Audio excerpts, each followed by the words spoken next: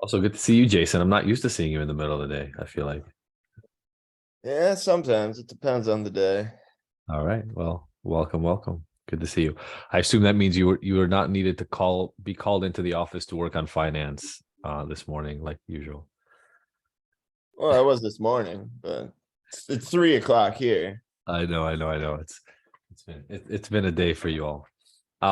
We have a break in the rain for the first time in days. I feel like we moved to Seattle or Portland over here. Ah. All right. So probably for the next few months, a lot of the thoughts and ideas that I have about what I want to talk about in this meeting in particular will have to do with what I'm working on the book. I apologize. That's probably just the way it is. I'm going to be writing this thing till December. And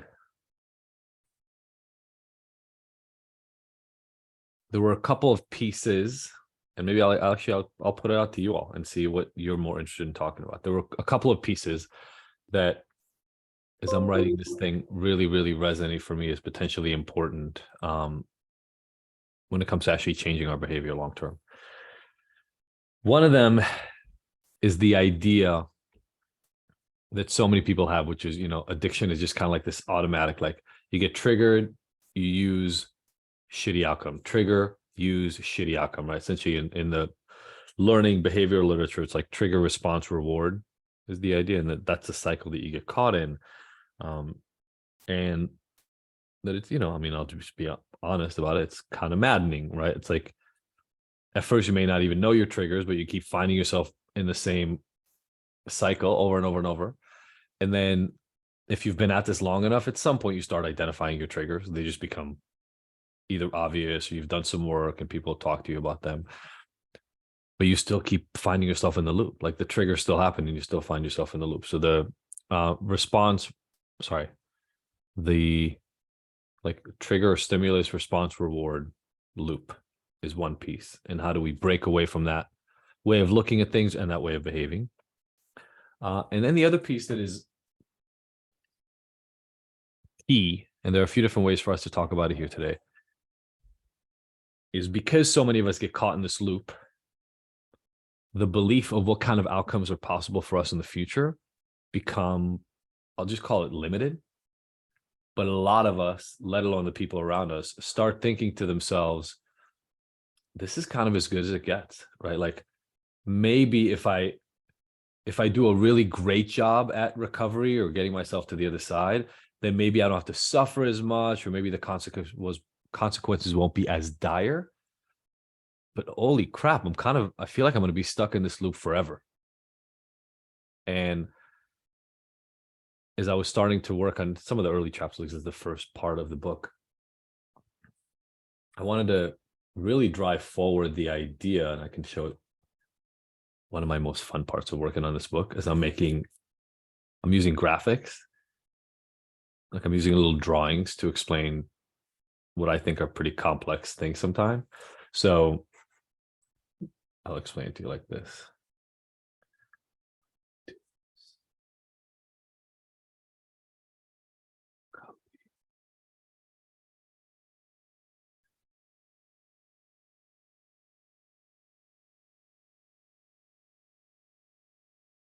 So it's this idea. So the second part is this idea. It's just that I think a lot of people look at this as the trajectory of what happens in addiction. You're born and then stuff happens to you and then you end up in this really bad place and you're kind of just stuck there. But I really hope that we can start thinking about things as this, and that every outcome is just the beginning of the next phase. And all we have to do is, and this is why 1% principle and all that stuff, but we just have to make sure that we go through different experiences, change what happens here in this arrow, and then we get a new outcome. And you can just kind of keep stacking these things together versus I think people just kind of assume that there's this loop you get stuck in. And I really want to empower us to understand every moment is an opportunity for a new next step. And so I believe that when it comes to these new outcomes, It's pretty cute drawings, right? I found this new software. I can't draw. How many? Wait, Pam, Rose, probably Pamela, and Fred for sure. You've seen my drawings without software. It is not pretty. I couldn't, like, there was no way I could put that in the book. So I had to look for the software that makes you actually able to draw. Can't draw to save my life, but this thing is helping. So part of the reason, if we decide to focus on this piece today, let me know. And the reason I like this idea is I think the ultimate goal we're going for, I want everybody to dream far, far bigger than you've allowed yourself before. That's the key to me, is right. Too many of us, I mean, I'll call her out by name because most of you either know her or you were on the group when we talked about this, but most people, like Deborah mentioned, you know, I feel like I'm going to be stuck in this thing forever. And I don't think that's that uncommon. I think it's a very, very common sense of resignation around addiction. I'm not saying it takes 2 rounds of this. Sometimes it takes 30 rounds of this. I'm 22 years into my process. I've probably done this 15, 20 times in those 20 some years, if not more.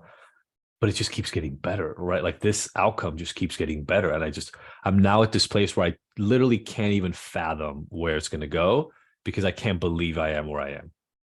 And so kind of those 2 pieces. And let's just even take a vote. So the number one thing we can focus on is how to get unstuck from the stimulus response reward loop that we seemingly get stuck in all the time. That's number 1.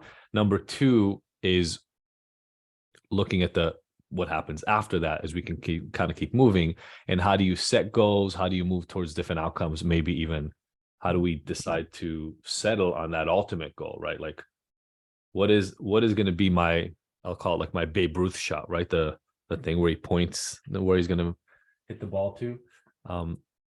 So let's take votes on number 1 or number 2, and we'll do that.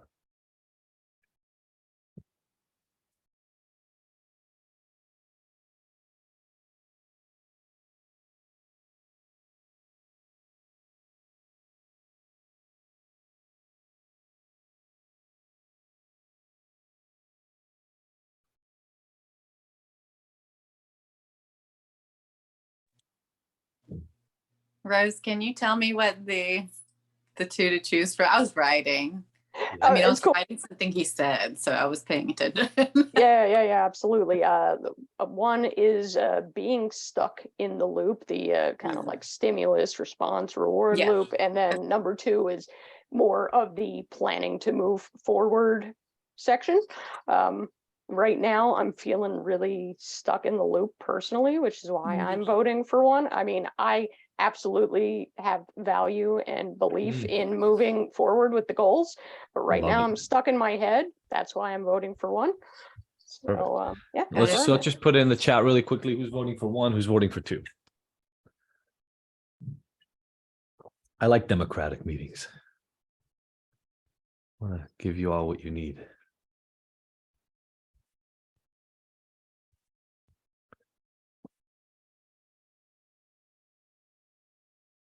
All right, Rose got beat out. So, okay.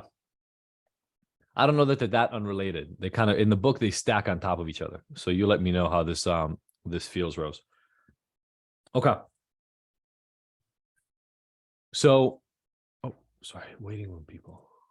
I hate that I have a waiting room now. I don't want to have a waiting room anymore.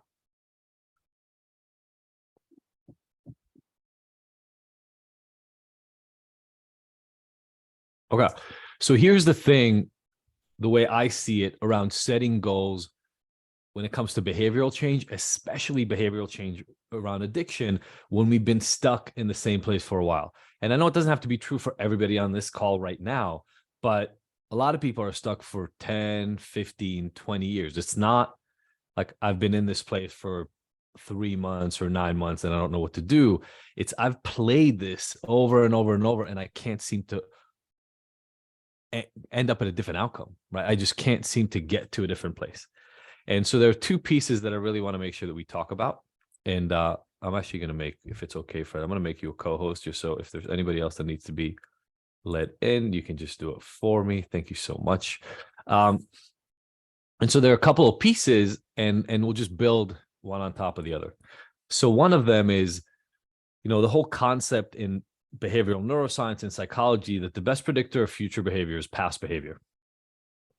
I think it's a concept that a lot of us know. We see it in other people, and we also learn to expect it from ourselves. So I put it in the program. It's one of the first things in one of the first 2 modules.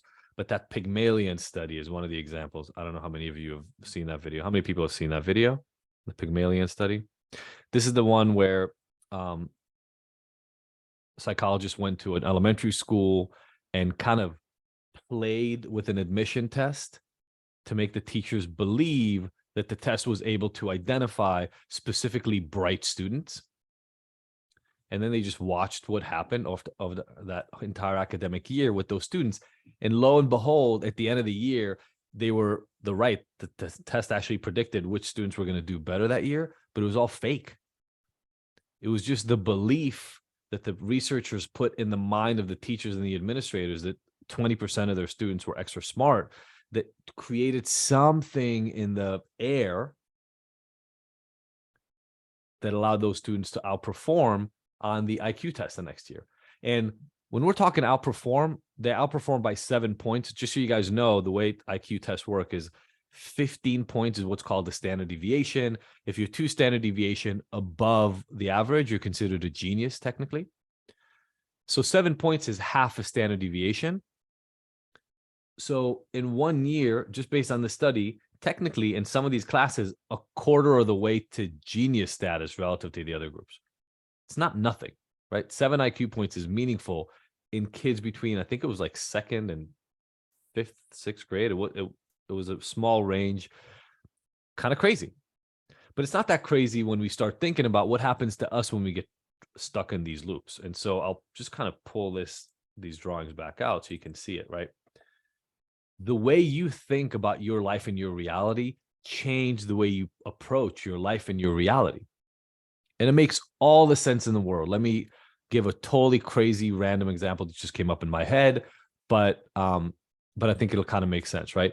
Imagine that you wake up one day and you're stuck in a room and the room's kind of dark. There's a couch, there's a little mini bar with like some water in it. One door, no windows. You go to the door, you kind of try to get at it and it's locked. You can't get out. Nobody's going to explain why you're here. Nobody's going to tell you anything. It's done. You're in this room, door's locked. Nobody's coming for you. Day one, you don't know nobody's coming for you. So you may be trying that door like 500 times, right? You may be banging on it. You may be asking for people. But imagine this continues for a while, right? I'm kind of describing Saw in a way, which is upsetting, and I apologize for that ahead of time. But you're stuck in the room. Day two, you're trying the door, you're knocking, you're asking for help, you're looking for ways out, can't do it. Over and over and over. Let's say this is happening now for weeks, maybe even months, maybe a year. Now, magically, your food and water, all the supplies keep showing up. So you're okay, you're healthy, you're going to be able to be fine. But that door doesn't work. And nobody's coming. Nobody's even talking to you. Nobody's telling you what's going on. Fast forward 5 years. How many of us are still trying the door all the time? How many of us are banging on the door, yelling out for help 5 years later? How many of us are just resigned to the fact that this is our life? This is where we are. This is the way it's going to work. Some of us, right? You kind of quit. Like, if I've tried for a year every day to open that damn door, and every year the same thing, nothing changes. At least for some of us, all right, I'm just going to make the best of what's here. And we start getting used to and living in the current situation. Now, obviously, that was a very extreme example, but I would argue that's not all that different than the life many of us experience. If you're drinking a lot or doing drugs or whatever it is you're doing, it's just kind of like life's kind of a mess. You sort of get used to it. You don't really see a way out. And it feels like this drawing. I lived, some shit happened, I ended up here.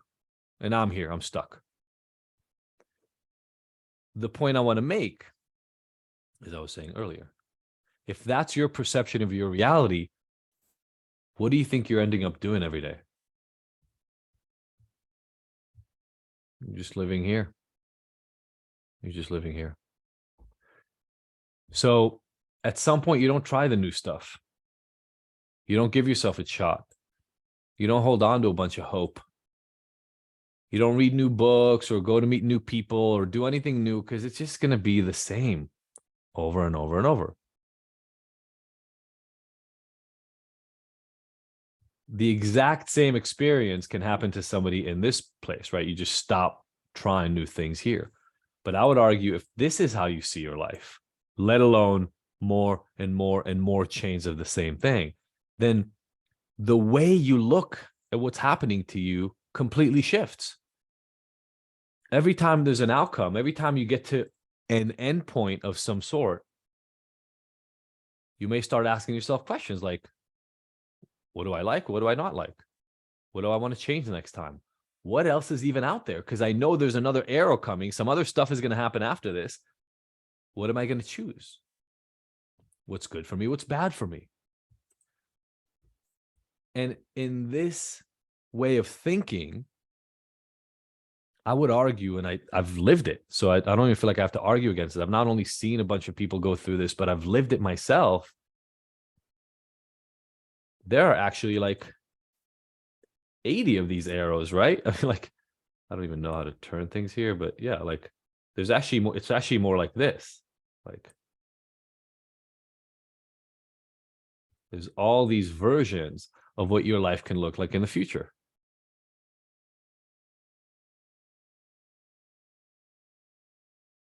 Thank God for software, man. Oh, the poor people that for years just had to listen to me do this and like try to draw on a piece of paper. I apologize. But when you see life this way, every time an outcome happens, if it's not that great, you go, okay, what's the next lane? Oh, I'm here. But this has a bunch of arrows coming out of it too, right? Boom. Boom. Does this make sense? It's an entirely different perspective on our life. There is no endpoint, right? We've talked about this before. The endpoint comes when you stop breathing. And to my mind, when we start looking at our life this way, there's a new renewed sense of potential and excitement that just seeps in. We don't even have to work hard on it. It just seeps in. Because, and I tell this to everybody right off the bat, right? I say this, you've heard me say this if you've been with us even just a month. Anybody can beat their addiction to anything. You just have to become somebody who's not addicted. And almost anybody who first meets me thinks I'm insane for saying it. But here's what the point I'm making. If you find yourself in this point and addiction is a problem, I promise you at one of these future points, addiction is not a problem. Promise you, I promise, I guarantee it. I just can't tell you which endpoint. But all we got to do is start walking the path and try new stuff and try it out. And when it doesn't work, not blame ourselves and do that bullshit they keep telling us out there of like, well, you know, the problem is you were born an addict and you're going to be an addict till the rest of your life. Can't turn a pickle into a cucumber. Fuck you. I'm not a cucumber. I'm not a cucumber. I'm not a weird vegetable you just put in fucking vinegar for like 7 months. That's not how this happened, right? You can probably call dunking a cucumber in vinegar trauma. I assume that's probably not really fun. If the cucumber has any feelings, that's probably not a fun experience for the cucumber. I think we're a little bit more complex than that. And this is what pisses me off about traditional recovery and some of the stupid phrases they use over and over is they literally talk about this. They're like, well, you here, might as well learn how to live here. And that is not how I see the world. And that has not been my experience of this at all. And so a couple of things. When it comes to this, there are a handful of changes in the way we understand the world that we have to take on pretty quickly. One of them is no outcome is permanent. No outcome is permanent. I hate telling you that because even the really good ones are not permanent. Every outcome is the beginning of something else. And so those of you who've been with me a while, and I want to open this up here in a little bit so we can talk about this and what has worked, what hasn't worked, because You are constantly coming up with your toolkit. Constantly. Try stuff, try stuff, try stuff. I hate those 3 things. I really like this one. Boop, put it in my toolkit. Got it. Oh my God, that is horrible. I'm never going to try that again. Oh, this is great. Oh, this kind of works. I like it on Tuesdays. Okay, I do this one on Tuesdays. I do this one every day. Boop, put in your toolkit. And next thing you know, you end up at this weird point where you've got, I don't know, 3 of these, 8 of these, 15 of these tools that you've integrated into your life. You don't even think about them anymore. Yes, they're habits, but they happen so automatically, you actually feel weird not using them rather than using them. And they magically keep leading you to outcomes that you overall like. Because you've gotten better at figuring out what things that you do turn you towards places you don't like. Now, we talked about this at the end of the challenge for those of you who are on the challenge. Some of these are really easy decisions, and some of them are really, really hard decisions. Some of us have been preloaded with a bunch of crap from our past that we think in our heads are musts, have tos, shoulds, can'ts, never wills. It's bullshit. It's just bullshit. It's just the stuff somebody told us in the past when we didn't know any better. So we just took everything other people told us for granted as truth, and we adopted it as reality.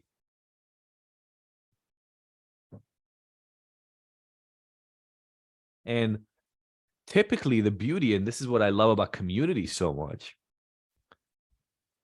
you get yourself in the right environment with the right people, and you start seeing pretty quickly that some of the assumptions you consider truth, these people don't even understand. They don't know them. They don't speak the same language. Nobody taught them the same thing. And you start seeing the world differently, and different outcomes and different routes become almost expected. Things that you never thought were feasible become next steps, because why not? And so these, again, I know these arrows make things simple, or they make them seem simple. I'm not saying they are simple. But most people, I would argue the vast majority of people in life either live like there's only one arrow, or at most they live like there are 2 arrows, the right or good arrow and the bad or wrong arrow. I don't think that's true. I think good and bad are very subjective for most of us. Again, caveats, right? Things that hurt other people purposefully and try to demean and in a way sort of restrict other people's access to these paths in their life, I think are generally not great things to explore, period. But unless you're literally hurting somebody else, harming them, taking away their freedom in some way, everything else, as far as I'm concerned, is subjective. It's a perspective. It's a worldview. And some of us, some of the biggest stuff we need in our life, some of the biggest changes that we can even fathom having, come not from changes in our circumstances, but changes from the way we see the world. And I'll just give one example, and then I want to mention, as you shift your perspective and as you shift the environment in which you put yourself, the range of outcomes that is available for you changes immensely. I saw this drawing once. This is not an original, but I saw it from somebody. I don't remember who, though. So I should probably chase them at some point and figure it out. But if this is the world of possibility in the universe, if this is everything that is possible for you, I'm going to have to label all these later.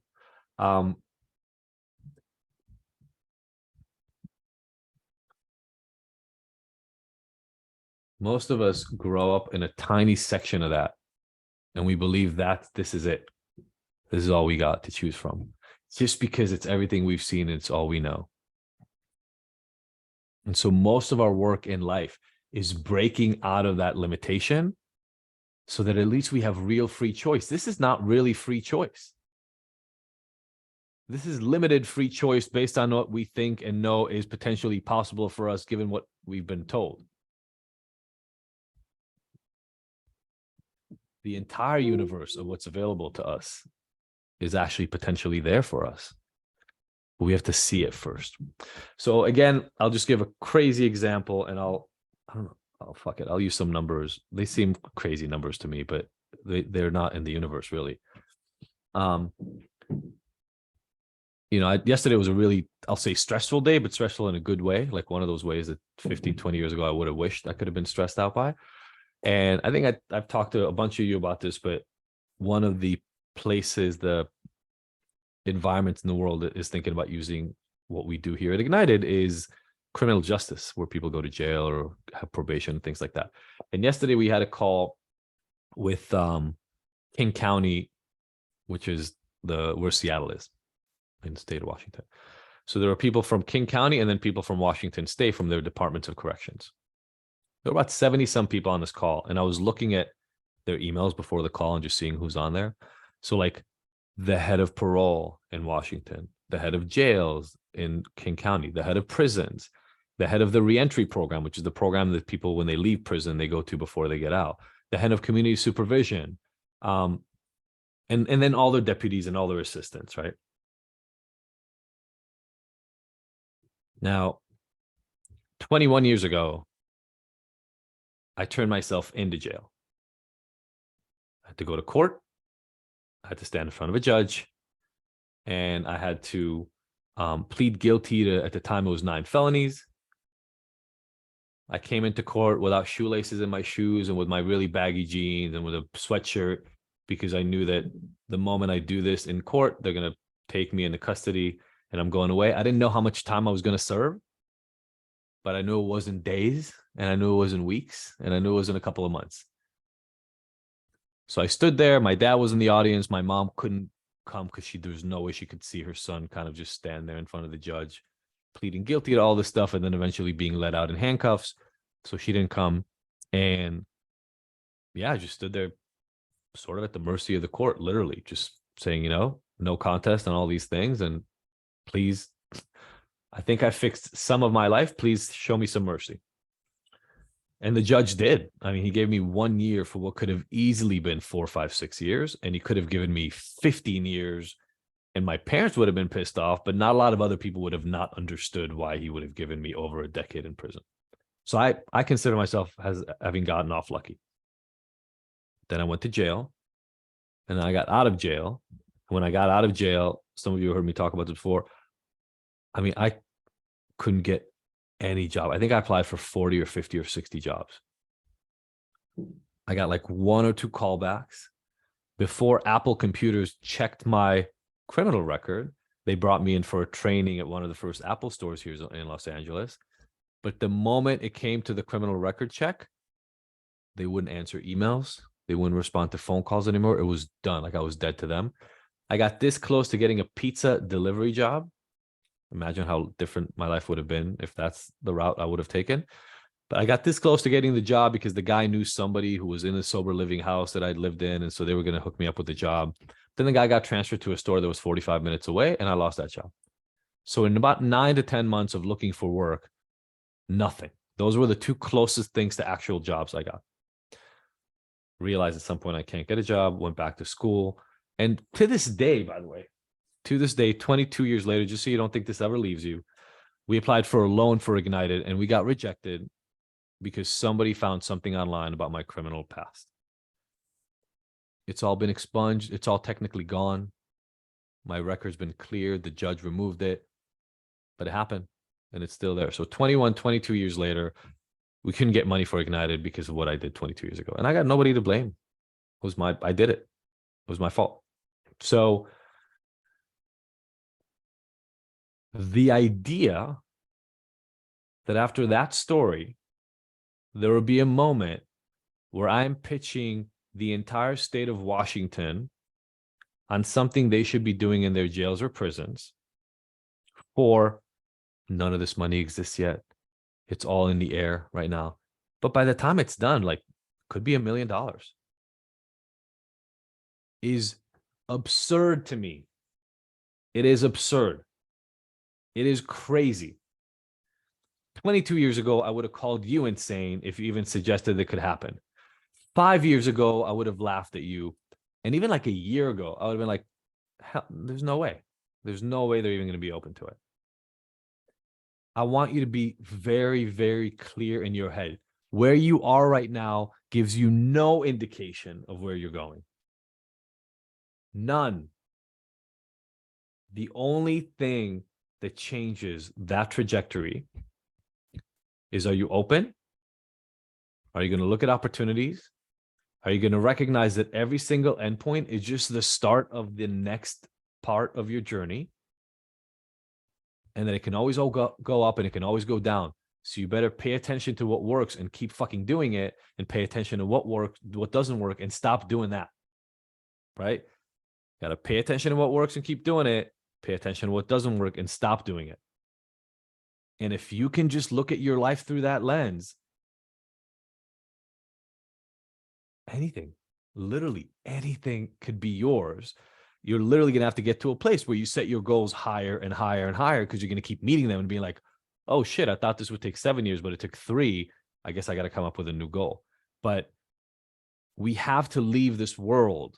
And that means we have to stop believing all those people that think they know what they're talking about and tell us, well, look, you're stuck with this condition, this addiction thing, and this is just kind of what you got for the rest of your life. We have to leave that behind, because from that mindset, there is no planning for a future.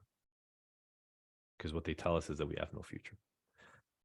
So with that, what I would love to do is open this up, and I'd love to hear kind of in 2 different ways, if it's possible. Number one, if there's anybody here who really wants to dream out loud, I believe very strongly in the power of dreaming out loud. First of all, it gets things out into the universe as you speak them. But secondly, as you say these things, you start understanding them better.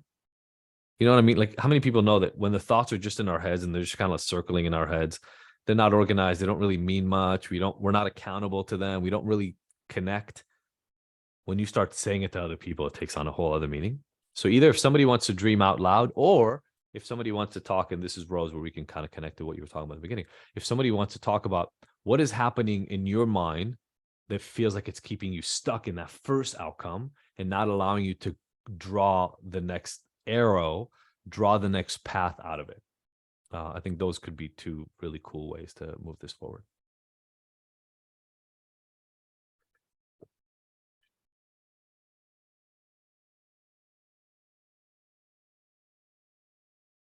Hey, buddy. Yeah, I'll go. Please. So like right now I kind of feel, I mean, like I agree with the number 2, but right now, since I'm in OWI court, I just kind of feel like I'm stuck.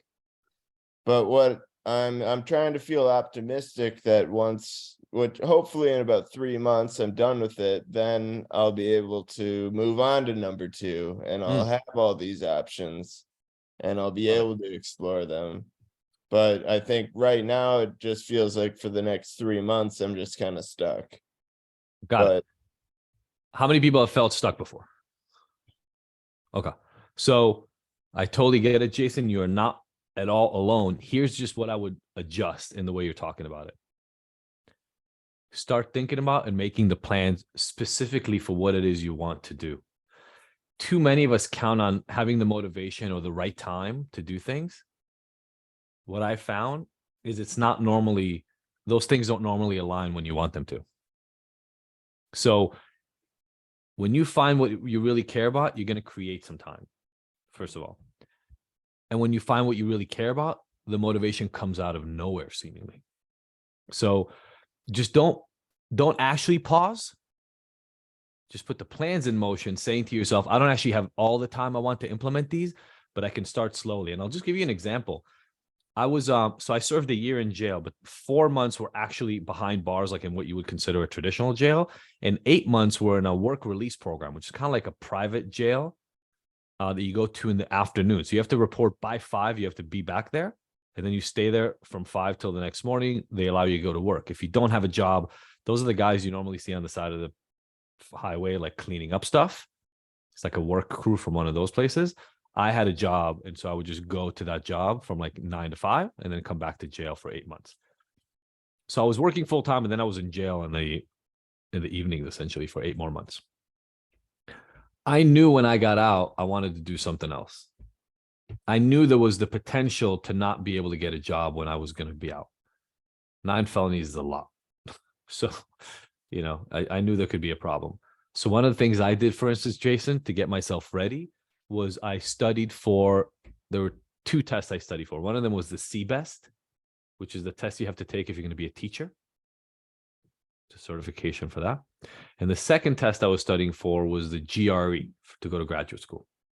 Now, I hadn't applied to a graduate school, and I hadn't applied for a job as a teacher, which again, I wasn't quite sure if there's any way in hell I could get with 9 felonies, right?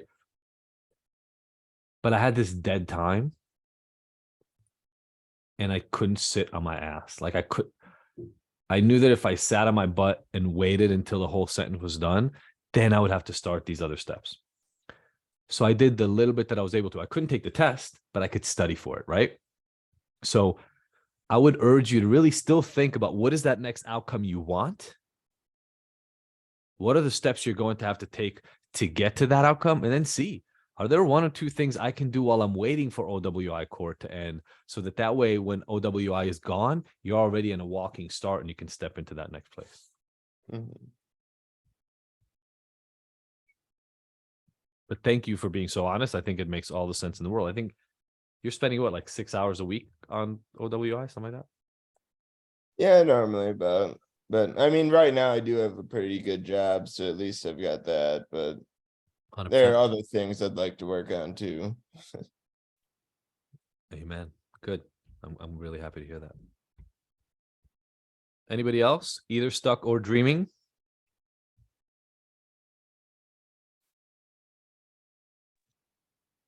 I can share. Yeah. if Hey, you- Christy. Hey. I can speak a little bit to both of those. I've been stuck for several years now, and that's looked different as the years have gone by, ending up with about the last 3 years of mental and health decline, you know, to the point of not being able to work, not, you know, being homebound for a couple of those years. And however, during those 2 years, I really had to keep the context of my life in mind. And so one of the ways I've been able to journey through that, and in the past year, start to, you know, get less stuck, I'll say, is just, by knowing the context of my life, understanding it, accepting it, while putting forth the thoughts and desires in my mind where I wanted to go, even if that be on a very small level. So my dream big is much smaller, but it's very realistic. And mine has been this whole period, you know, kind of taking time out of life, basically, has been to gain quality of life. And some of the ways that has looked for me, and, you know, there are things I still want to get, but is just, making small steps. So more recently, it's like I have been able to, or what I'm committed to is keeping the 4 days alcohol-free a week. Like that's a dream a bit, you know, that's a thing for me. Yeah. And moving my body several days a week, because I haven't been able to for these full 3 years. So I am taking the small steps, and have been, to hopefully lead to something like what I really want as quality of life, and what I consider as a necessity is to be able to afford to live. Just to literally be able to pay for myself to live independently, to the greatest of my ability. So while that's not probably a lot of what the bigger dreams are people have, it fits my life. And I don't know that, So that's beautiful. by the way, it's always small goals leading to big things, right? Notice the time frame I mentioned was 21, 22 years, right? Yeah. My first goal was to stay out of prison. That was it. My next goal was to be able to pay rent. By the way, one of the things that I need you to be really clear about, Christy, and this is, you're going to hear me talk about this a bunch as you stay with us. It's great to know what you don't want. Make sure you think twice as hard about what you do want in there instead. So if you're going to have 4 days that are alcohol free, what are you doing on those days? Because you better not be sitting on your butt. Yeah. Because if you do, you're going to be sitting there doing that thing so many of us have done before. It's like, I'm just not going to drink today. I'm just not going to drink. It's fine. I don't know. I'm not going to drink. As long as I don't drink, everything will be fine. And all we're thinking about all day is the goddamn drinking because there's nothing else to do because we keep talking about the drinking. So that's the not just stopping something, but starting something, as you talk about. Yeah. So we got to replace it. So here's the beauty is you can even say to yourself, on these 4 days that I want to be abstinent, I'm going to try a bunch of new things. I don't even know which ones I like if I don't know right now, but that's cool.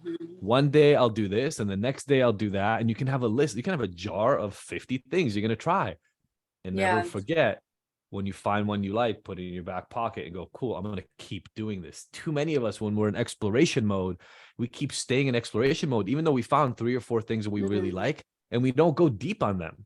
So we may find, I'm just going to say it, we may find I like riding a bicycle and they'll be like, cool, I like riding a bicycle. And then we go to the next thing and the next thing. And I'm like, did you like it so that you only want to do it once? Or did you like it like you could go on a bike ride 3 times a week? I could go on a bike ride 3 times a week. Then why don't you just schedule a bike ride 3 times a week? And now next thing you know, 3 of those days are bike ride days. And now you can go to the next exploration. Like, where am I going on my bike? Right. So it seems so subtle and nuanced because each of the little outcomes, they look big because of the drawing, but each one is a tiny incremental step forward in your life. So I first didn't go back to prison. And it took, by the way, a little experimentation to stay out. But then I couldn't get a job until I got into graduate school. And the next thing, so one piece is the replacement work. The next thing I want you to really focus on, Christy, what do you want the thing for? What's the feeling? What's the experience that you want to be able to afford a life for? Because you don't just want the money and you don't just want the apartment. There's a reason why those things are important to you. Why are they important to you? Okay.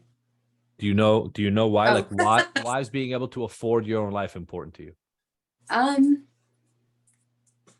In being extremely, open and honest, which I mentioned during the experiment, but I have struggled for years with, thoughts of not wanting to exist, not wanting to be here, not, wanting to crawl in that hole and hide forever, and, while I'm safe and there's nothing, harming me, it's a deep, deep seated struggle that I have. And so,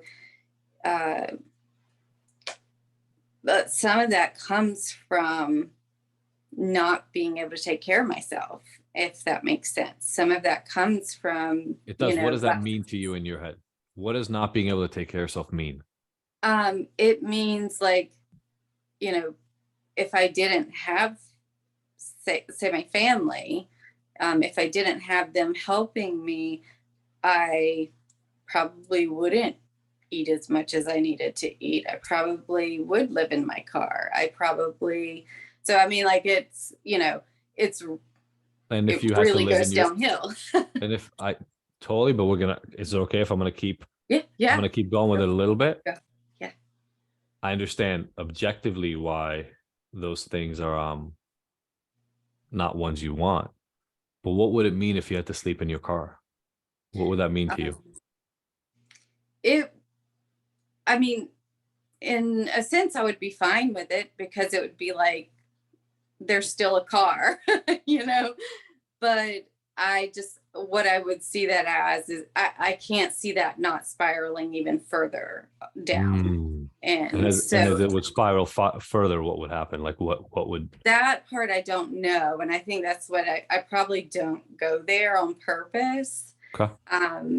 Just because I don't want to like, you know, get too in the weeds with it. But, you know, and I know that it's more than to just what I'm mentioning here.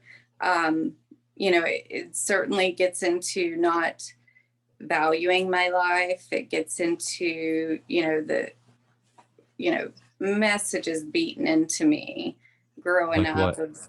of, you know, not being valued, of always being wrong, always doing everything wrong, never succeeding. Yeah, just reiterated day after day after day. And, you know, and what came from that is self-hatred. So when you hate yourself, you don't necessarily want to be, you don't necessarily want to exist. And yeah, and it's just I know it's a world that many others can relate to. I'm just more open about saying, you know, I often don't want to exist, and it's real. Like it's a real struggle in me, you know. So part of what I'm hearing, and thank you so much for sharing so transparently and honestly, is that between those messages and the life experience you have until now, it feels like you're always wrong. It feels like you keep doing the wrong thing. It feels like you can't succeed. And then if we translate that to why it would be important, therefore, to be able to support yourself, is the reason you want to support yourself and be on your own is you want to prove exactly your worth. You want to prove that you actually can. And if I can kind of stick it to them a little bit, you want to prove everybody wrong and be like, screw you, told me I couldn't do it. Look at me out here, right? Yeah, there's some truth to that. But what follows that is, but I can't do it. Of course. So hold on. Where I started. So, and yes, so it's not a but, it's an and. Okay. Yes, that is true. And I keep having these negative thoughts that pull me back. Yeah. But now we understand why the goal matters. So remember on the first day we talked about motivation. Yeah. You want to prove your own self-worth. And the reason I want to focus on the why, like we did at the beginning of the challenge, is this stuff gets hard, y'all. Gets hard. You know, I was freaking out before this presentation, Christy, and it's the good moment. Freaking out. I prepped for like 2-3 hours, 4 or 5 hours, to maybe more, like 8 hours. I made the PowerPoint. Then I practiced it with some people who are my advisors for Ignited. And then I was still nervous during the thing. And when the thing ended, I had 1.5 hour meeting and then another 1.5 hour meeting right after it. I was done. I ended up yelling at my poor kid, like this poor kid. I'm done. Like I can't process information anymore. I gave everything I could that day. And he was just being a little bit of a dick if I can. And but I couldn't handle it. Like I just didn't have the bandwidth, right? Everybody who knows the thermometer, I was like at an 8.5. And I'm glad I had the opportunity to present, but it was hard. And so the reason I want you to connect to why this is important, Christy, of course, the hard stuff is going to show up. Of course, the negative self-esteem is going to show up, but you got to remember why you're doing this, or you're not going to work hard to do it. And so we talked to Deborah. I'm now flipping this to you today. It's okay that but is sitting there. Just remember that's what you're working on getting out of your head. And the practices, I heard this once from somebody I follow as kind of like Lacey Phillips calls these expanders, like people you can learn from. They show you what's possible in the world. And so I have a bunch of those people. By the way, please do me a favor. This is a small aside, but it's really meaningful in life. We talked about this in the challenge. Pay really close attention to who you spend your time with and who you listen to and what you listen to and what you read. Please, please, please, please, please. You're worth way more than hanging out with a bunch of people that want you to stay stuck where you are right now, doing a bunch of things that'll keep you stuck where you are right now. And if we don't appreciate that about ourselves and just cut those people out, just cut them out. Cut them out. Nobody's going to care. Trust me, a year or two down the line, nobody's going to care, and you will be in a better place in life.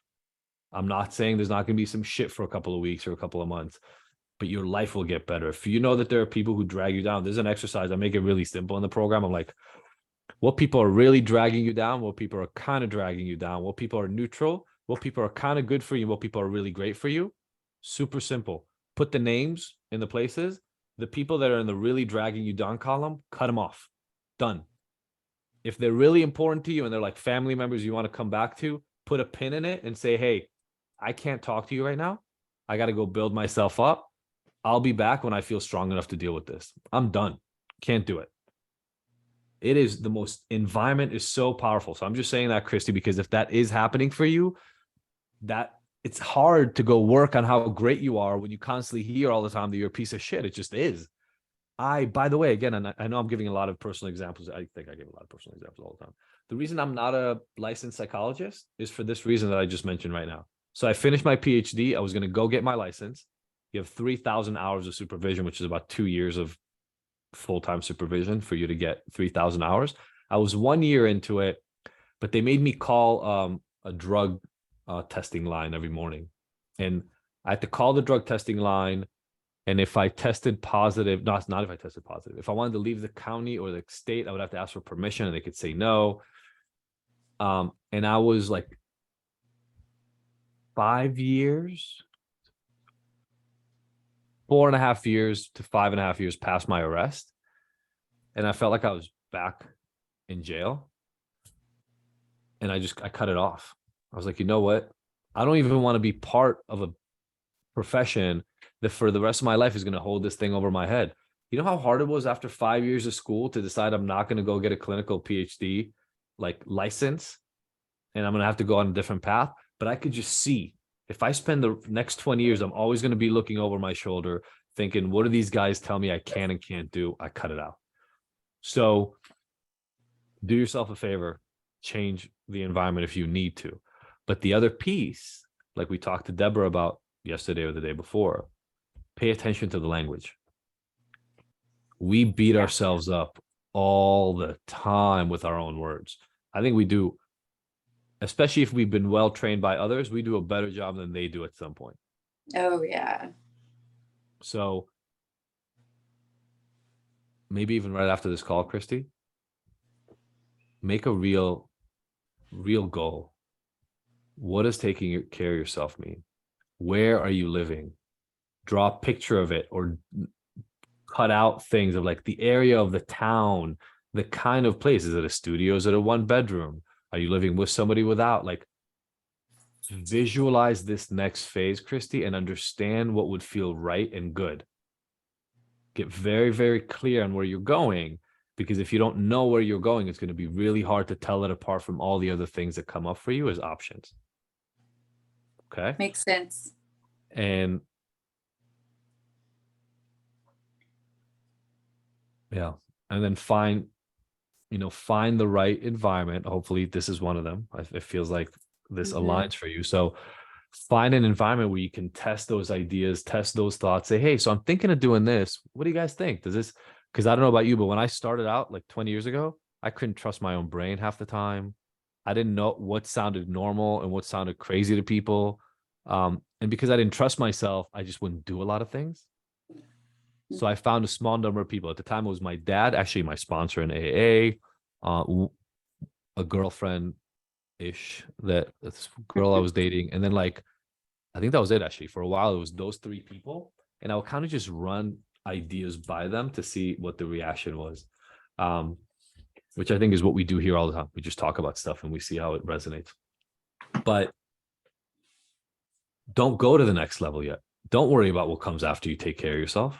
Like, but make that a goal and then figure out what you got to do there. And the reason is, remember those 3, 4, 500 arrows that come out of the next thing? You can't even imagine what will be possible for you when you're in that next place. So anything you think of right now is actually limiting you because it's based on planning that you do right now. So just get yourself to the next place and more will be revealed. Sounds good. Awesome. Thank you guys so much. Rose, thank you for going with the crowd. I remember what it feels like to be stuck. If I get stuck now, it's in very, very short, small increments. And most of the time it's not debilitating anymore because I know there's another side. Sometimes I don't know if it's a week or a month, but it's coming. So when I go through downs, or when we go through downs, sometimes the best thing to do to ourselves, go like, oh shit, I've been here before. Got it. Okay. I don't like this part, but let me pause and look around a little bit and see what I can learn from this, and not try to rush it. Remember, Rose, we're not try to jumpstart how to get out of this place. That discomfort, I hate, it sounds so fucking trite, but that discomfort has a lesson built in it somewhere. We just got to figure out what it is. So thank you for joining. Thank you all for being here today. Love you all. See you, I think, tomorrow at some point.